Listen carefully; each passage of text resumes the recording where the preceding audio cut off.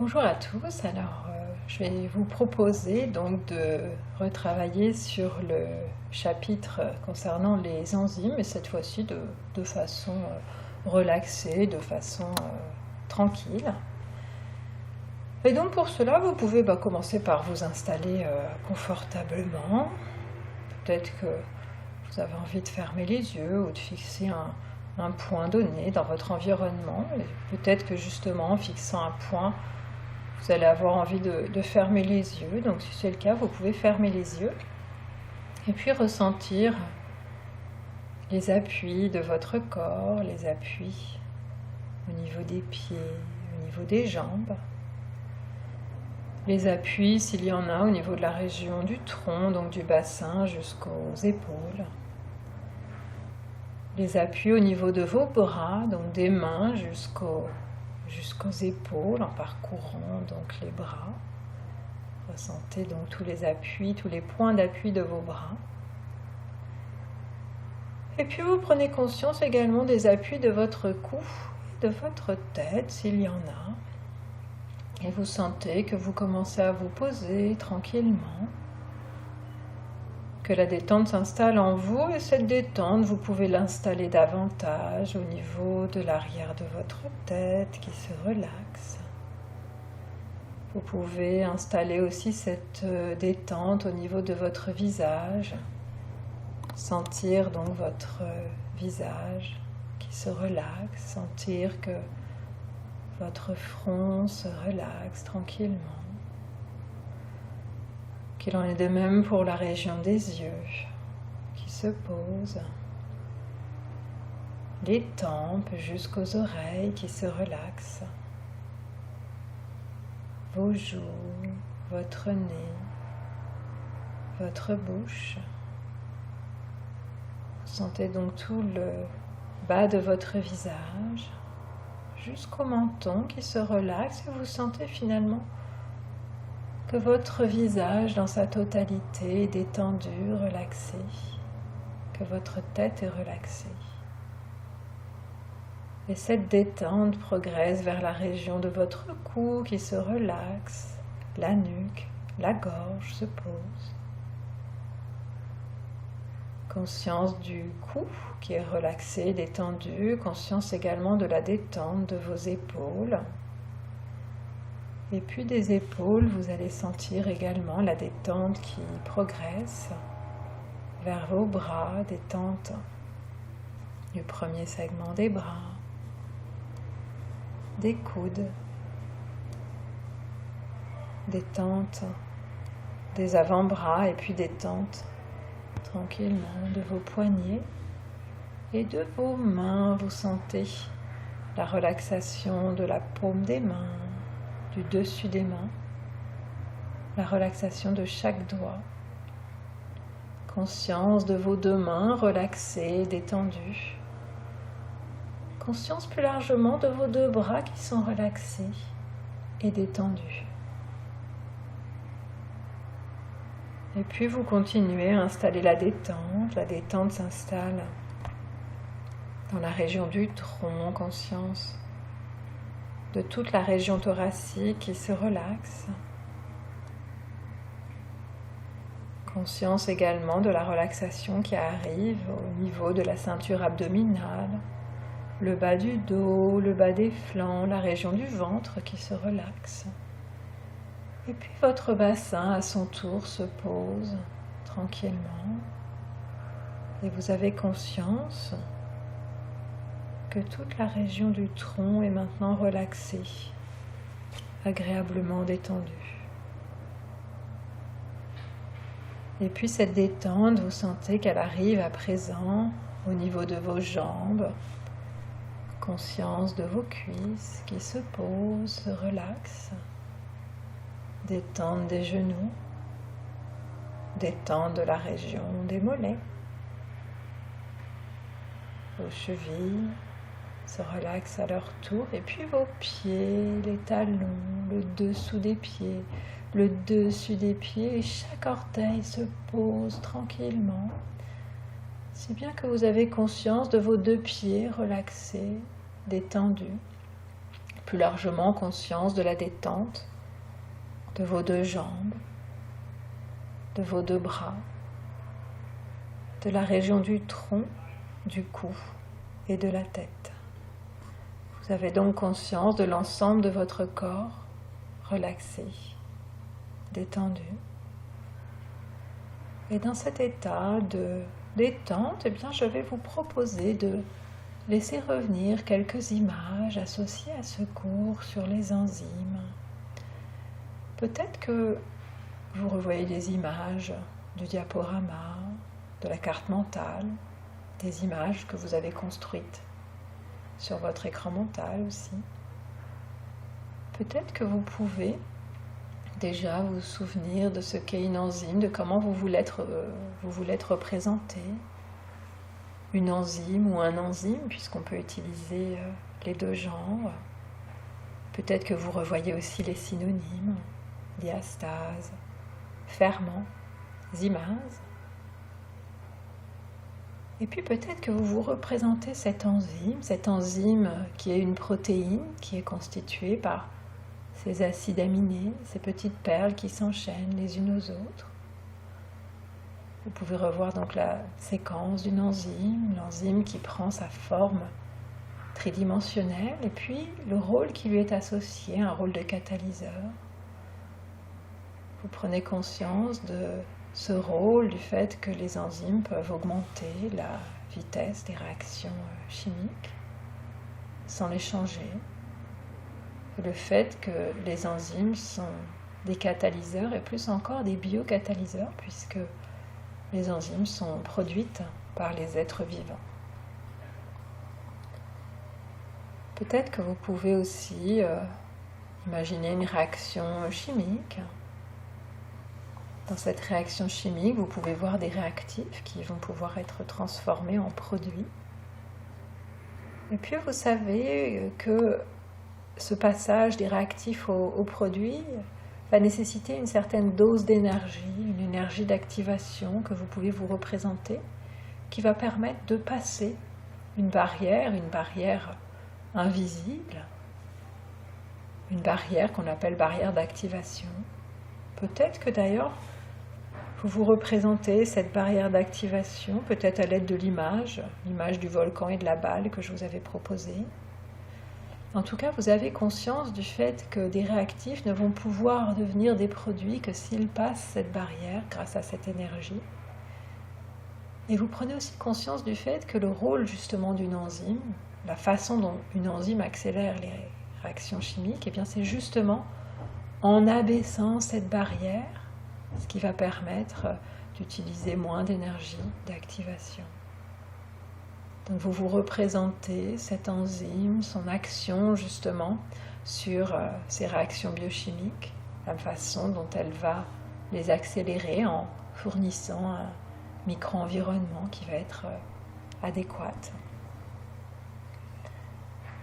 À nouveau, vous êtes centré sur cette barrière d'activation. Vous savez qu'elle n'est pas une entrave, qu'elle est même indispensable aux êtres vivants, puisqu'elle va favoriser la stabilité des molécules chimiques et la stabilité finalement des êtres vivants, qui ont, grâce aux enzymes, la possibilité de contrôler cette barrière en produisant ou en ne produisant pas d'enzymes.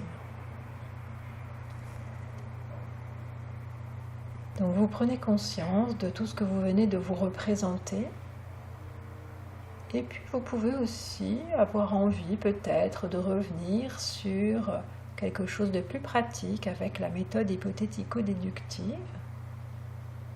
Cette méthode qui peut être appliquée à des questions concernant les enzymes. Peut-être que vous pouvez vous la représenter à nouveau, cette méthode hypothético-déductive. Vous savez qu'on part d'une question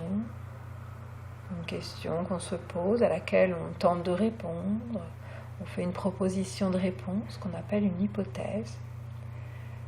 Et à partir de là, vous pensez peut-être aux 3 opérateurs qui vont être nécessaires pour formuler le raisonnement. Si et alors, si telle hypothèse et telle expérience, alors tel résultat attendu. Si je pose telle hypothèse et que je fais telle expérience, alors je m'attends à obtenir certains résultats. Et vous savez, vous prenez conscience du fait que, après avoir effectivement formulé ce cœur du raisonnement hypothético-déductif, alors vous pouvez vous lancer dans la réalisation de l'expérience. Peut-être que vous vous imaginez en train de réaliser une expérience et de noter ensuite les résultats qui sont les résultats observés. Résultats observés que vous allez pouvoir comparer aux résultats attendus, ce qui va vous permettre de conclure sur l'hypothèse, soit en la confirmant, soit en l'infirmant. Et peut-être que vous repensez à l'utilisation que je vous ai proposée de cette méthode hypothético-déductive pour envisager l'hydrolyse du saccharose. Peut-être que vous vous souvenez des principaux résultats qui ont été mis au jour. Le fait que l'hydrolyse du saccharose est une réaction d'hydrolyse possible. Le fait que les levures libèrent une enzyme qui est la saccharase, qui va pouvoir catalyser l'hydrolyse du saccharose en 1 minute à 30 degrés, mais qui va cesser de fonctionner à 100 degrés parce que dans ce cas, l'enzyme perd sa forme tridimensionnelle. Peut-être que vous pouvez aussi penser aux expériences autour de l'acide chlorhydrique, un catalyseur chimique qui peut catalyser l'hydrolyse du saccharose, qui est moins efficace que l'enzyme à 30 degrés puisqu'il lui faut 1 heure pour que le saccharose commence à être hydrolysé, et qui est avantagé par la température, puisque dans ce cas, l'hydrolyse du saccharose commence après 5 minutes seulement. Et vous savez que dans ce cas, la température va aider le catalyseur en augmentant la probabilité de rencontre des réactifs. Vous avez tous ces éléments en tête et peut-être que, à nouveau, vous vous posez la question des enzymes, du comment est-ce qu'elles vont justement augmenter la vitesse des réactions chimiques. Et vous repensez à la façon dont les enzymes interagissent avec les réactifs d'ailleurs qu'on appelle plutôt substrats quand on parle d'enzymes. Vous repensez à une enzyme, peut-être que vous pouvez la voir et voir justement une zone particulière sur cette enzyme qui est la zone de l'enzyme qui va pouvoir accueillir le substrat, une zone qu'on appelle le site actif, qui est souvent une sorte de dépression sur les enzymes. Et puis peut-être que vous pouvez revoir les images que je vous avais proposées avec l'enzyme et son substrat qui vont se rencontrer, qui se rencontrent enfin et qui forment le complexe enzyme-substrat grâce à une complémentarité structurale, un peu comme une clé dans une serrure, mais de façon encore plus étroite, grâce à l'ajustement induit qui est comparable à une poignée de main. Et puis après avoir visualisé justement ce complexe enzyme-substrat, peut-être que vous pouvez voir l'enzyme qui libère les produits, voir l'enzyme qui ressort intacte de cette catalyse, comme une paire de ciseaux qui a coupé une feuille et qui n'a pas été coupée comme la feuille. Donc vous prenez conscience de cette enzyme qui n'a pas été transformée en produit, qui n'a fait qu'accélérer un processus, une réaction chimique, et qui est de nouveau disponible pour catalyser une autre réaction chimique. Et puis peut-être que vous pouvez également vous rappeler des facteurs qui influencent les enzymes, les conditions du milieu comme la température, le pH, les solvants, la salinité, en vous souvenant aussi qu'on peut parler de conditions optimales, par exemple de température optimale, de pH optimal, etc. Vous savez aussi que la séquence va influencer l'activité des enzymes, c'est-à-dire l'ordre dans lequel les acides aminés s'enchaînent pour constituer l'enzyme. Vous savez que s'il y a une anomalie concernant cet ordre d'enchaînement des acides aminés, cette séquence, anomalie qu'on appelle mutation, et bien dans ce cas-là, l'activité de l'enzyme peut être réduite à néant. Ce qui se passe dans des pathologies, des maladies qu'on appelle les maladies du métabolisme, comme la phénylcétonurie qui peut être détectée par le test de Guthrie.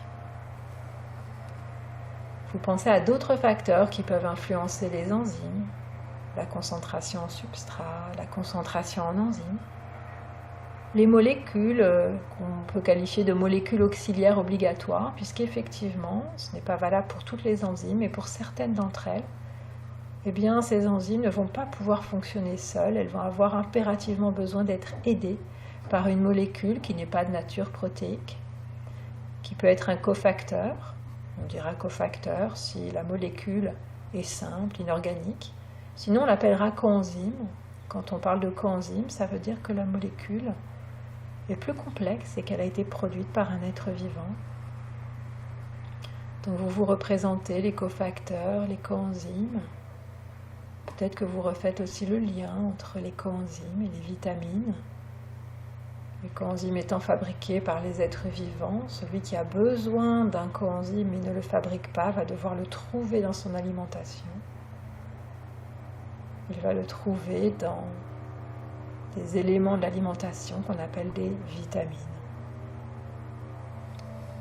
Et puis vous pouvez aussi penser à un dernier facteur qui peut influencer l'activité d'une enzyme. Il s'agit des effecteurs enzymatiques. Certains vont être activateurs, ils vont augmenter l'activité catalytique des enzymes, et d'autres vont être inhibiteurs puisqu'ils vont la diminuer. Peut-être que vous vous souvenez des inhibiteurs compétitifs qui entrent en compétition avec le substrat pour le site actif. Peut-être que vous pouvez les visualiser dans cette compétition. Et si vous voyez l'inhibiteur agir avec le site actif de la protéine, vous savez que cette interaction est réversible grâce aux liaisons non covalentes qui se forment. À côté des inhibiteurs compétitifs, peut-être que vous pouvez voir les non compétitifs qui se fixent aussi de façon réversible à l'enzyme et en un site autre que le site actif, si bien qu'il n'y a pas de compétition entre l'inhibiteur et le substrat pour le site actif. Et puis peut-être que vous pouvez voir aussi sur votre écran mental ces inhibiteurs qualifiés d'inactivateurs parce que cela se fixe de façon irréversible à l'enzyme. Donc vous avez pris conscience de tous ces facteurs qui peuvent influencer les enzymes, les conditions du milieu, la séquence, la concentration en substrat, la concentration en enzymes, les molécules auxiliaires obligatoires, cofacteurs et coenzymes, et les effecteurs enzymatiques, activateurs et inhibiteurs.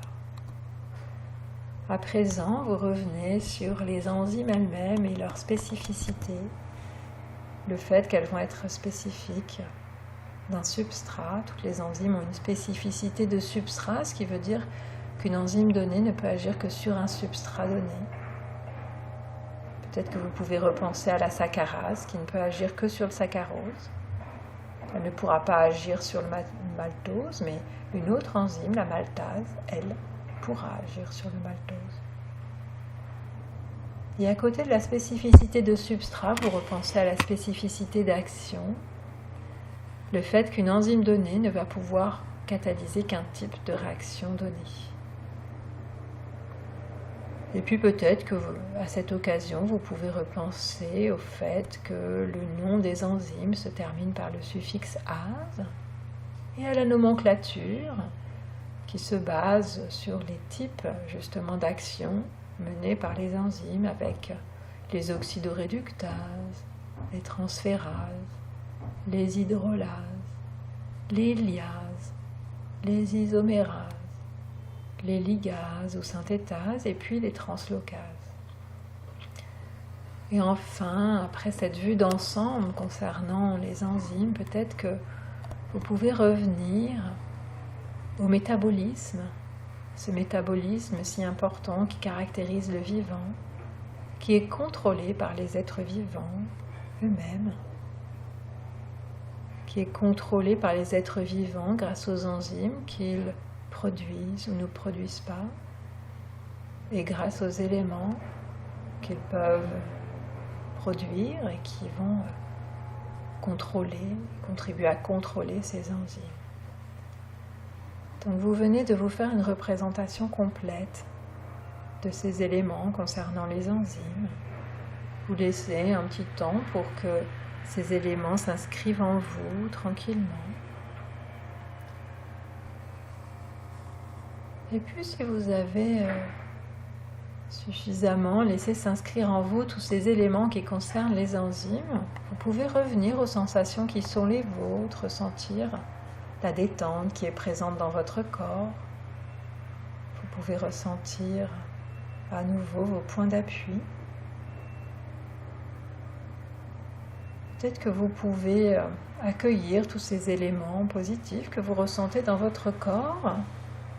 Et puis vous allez vous préparer à faire ce qu'on peut appeler la reprise, c'est-à-dire le retour vers votre état d'éveil habituel.